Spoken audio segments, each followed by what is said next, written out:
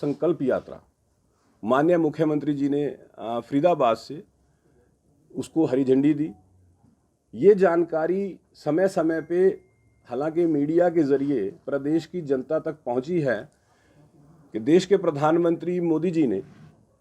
एक विज़न देश की जनता के सामने रखा था, 2047 तक भारत को विकसित राष्ट्र बनाना। लगातार 2014 से मोदी जी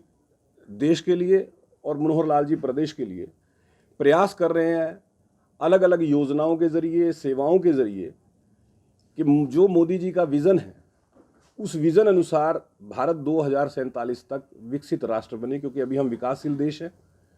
विकासशील देश की श्रेणी में आते हैं और उसी के तहत विकसित भारत संकल्प यात्रा जो शुरू हुई है, यात्रा का उद्देश्य ये है कि जो केंद्र सरकार की योजनाएं, सेवाएं हैं और प्रदेश सरकार की जो योजनाएं हैं उनकी जानकारी जनता तक पहुंचे, उन योजनाओं का लाभ जिनको मिल रहा है उनसे फीडबैक लिया जाए और जहां वो पहुंचने में या कोई देरी हुई या नहीं पहुंची वहां तक वो पहुंचना सुनिश्चित हो। इस यात्रा का उद्देश्य यही है। क्योंकि मुख्यमंत्री मनोहर लाल ने जिस तरह से 2014 के बाद हरियाणा का कायाकल्प किया है, देखिए कायाकल्प शब्द का प्रयोग मैं इसलिए कर रहा हूं, 2014 से पहले जिस तरह की व्यवस्था इस हरियाणा प्रदेश में थी, विशेष तौर पे जिसके लिए हरियाणा प्रदेश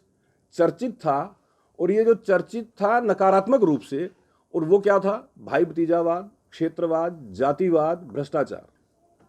हम सब इस बात को देखते थे, महसूस करते थे कि हरियाणा की जो राजनीतिक व्यवस्था 2014 से पहले थी, उस व्यवस्था के अंदर भाई भतीजावाद, क्षेत्रवाद, जातिवाद, भ्रष्टाचार इसका बोलबाला रहता था। मुख्यमंत्री मनोहर लाल 2014 में जब प्रदेश के मुख्यमंत्री बने तो सबसे पहले उन्होंने नारा दिया, हरियाणा एक, हरियाणवी एक। और इसको चरितार्थ करते हुए हरियाणा प्रदेश के अंदर जो योजनाएं मुख्यमंत्री मनोहर लाल ने बनाई, उद्देश्य ये था कि जो गरीब और वंचित वर्ग है उसको उसका अधिकार मिले। जहां पहले सरकार की योजनाएं अगर जो होती थी उसका लाभ सरकार के चहेते ले जाते थे या जो लोग सत्ता के नजदीक होते थे वो लाभ लेते थे, गरीब और वंचित वर्ग इन योजनाओं का ना तो लाभ ले पाता था। मुख्यमंत्री मनोहर लाल ने स्पष्ट रूप से एक पारदर्शी सरकार और उसके लिए तकनीक का उपयोग किया, टेक्नोलॉजी का उपयोग किया कि जो सरकार की योजनाएं और सेवाएं हैं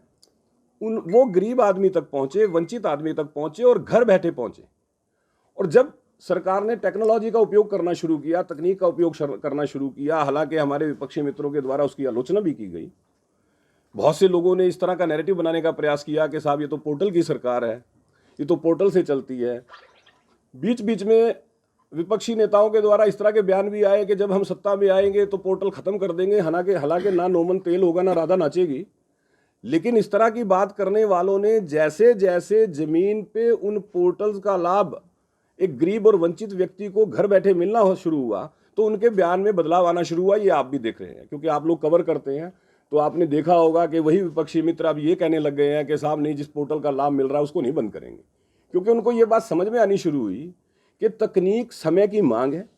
और तकनीक के जरिए पारदर्शिता जिस तरह से सरकार लेके आई है, क्योंकि जब ह्यूमन फेस को आप बीच में से हटा देते हैं, स्वाभाविक है टेक्नोलॉजी जब बीच में आ जाती है वो जो मिडल मैन कल्चर है वो खत्म हो जाती है। और ये मुख्यमंत्री मनोहर लाल ने करके दिखाया।